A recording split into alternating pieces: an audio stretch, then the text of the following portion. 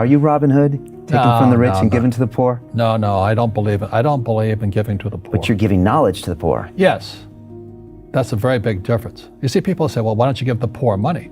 So the only problem with that is it just creates more poor people. Give a man a fish, he fishes for the day, or eats for the day. Yeah, you give a man a fish, you get a lot of people who want more fish, but you teach them to fish. But you are the Robin Hood of knowledge, because I see you giving this knowledge out, and do the rich people cringe and say, don't tell them that, Robin? Yes. Don't tell people what you know. Right. Keep them poor.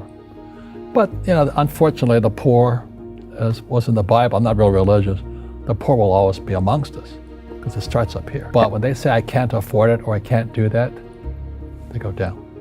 They become what they say. And I meet so many people, I can't afford it, you think I made of money? Your mom used to say that. Your mom used to say that. My dad. Your dad. My PhD dad, he says, what do you think I am, made of money? I can't afford that. And my rich dad would say, that's why he's poor. Poor people say, I can't afford it, I can't do that, I don't have time. Because it's an escape.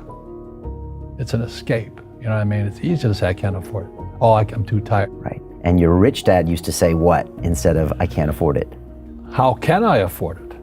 How can I do that? What would it take, or why should I do that? He says that a question opens the mind, a statement closes the mind. See, when you say, I can't afford it, your mind shuts down, and you become what you say. But the thing is that we become creatures of our own habits. And until we break the habit, we don't change. The way you get rich is you solve other people's problems.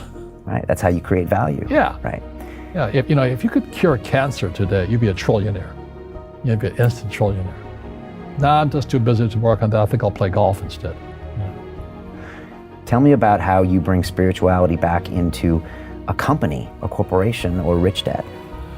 Well, because it's a business, I can't force anybody to do anything. But we study spiritual books. Like the last book we studied was The Power of Now by Tolle, T-O-L-L-E. And then before that, we studied those types of books. We also study finance books. But then I encourage meditation and this process called clearing. Tolle talks about we have pain bodies in our, it's like maybe your father did something to you 50 years ago. Well, that pain is still there.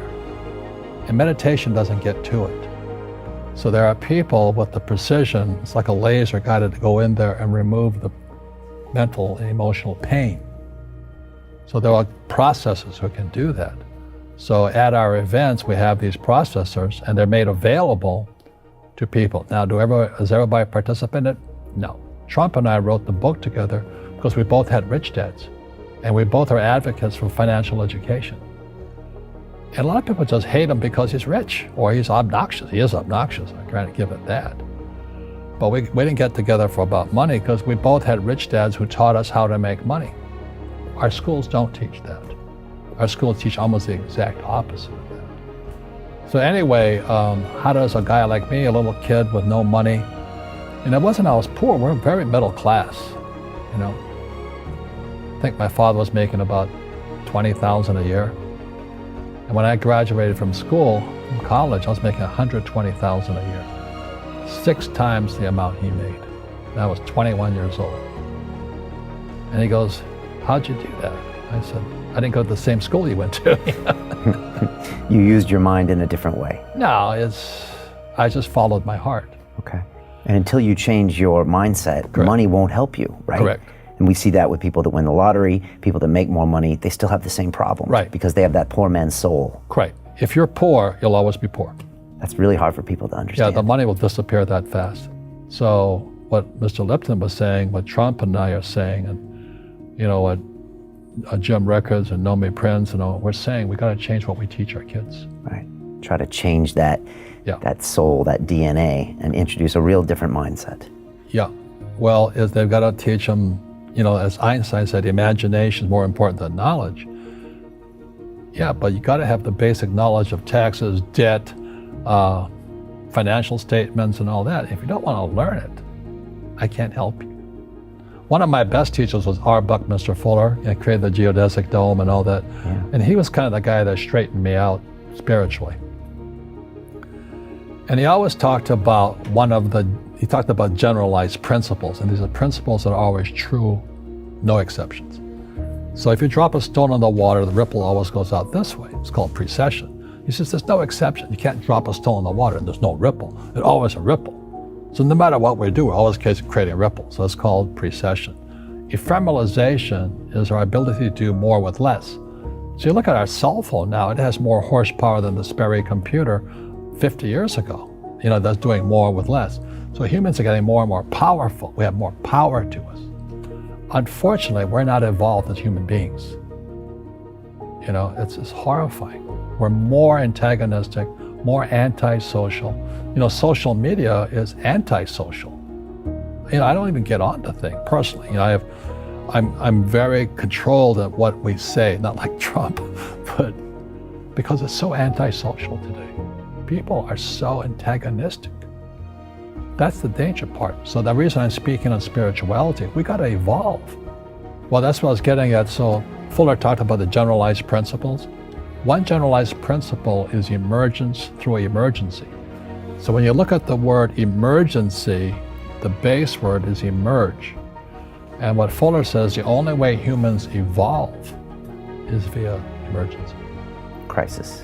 And a big one's coming. And it's going to be, as we all know, our banks have ripped us off immensely. They're just a bunch of crooks. I don't know how they can live with themselves. But the bankers rip off trillions and they get bonused in billions. Nobody goes to jail. That's the sickness of our society. So that's why Trump and I write about financial education. It's almost like self-defense. It's almost like taking judo against our own government and our own banking systems and Wall Street. So that's why we're here with Jim Rickards and Nomi. It's kind of self-defense, teaching people what schools will not teach us. I have bad luck too. I've had financial crashes. I've had people stab me in the back, but they're all good because I grow from it. That's spirituality. People who are afraid of making mistakes, like they teach in school, they don't ever grow. Because spirituality is there's good and there's bad, there's right and there's wrong, there's up and there's down. Most people only want to be right. They only want to be positive. Well, you can't have that. That's not reality. Every time I failed, it was like, good. I said, okay, what have I learned? And the average person, the reason they're poor is they haven't failed. They play it so safe. They haven't made any mistakes like they taught in school. That means they don't learn anything. That's why the school system's actually fundamentally corrupt. It's anti-education. Don't make mistakes and don't ask for help. And if I didn't ask for help, I have my accountants, my attorneys, my bankers, and all that. I go into business like a rugby team. Boom, boom, and we kick butt.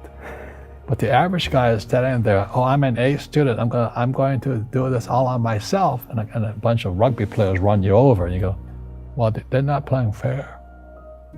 You're playing stupid. You should have a team. You should have accountants, attorneys, and bankers, and all that stuff. But that's not the game I want to play. I said, then don't play the game.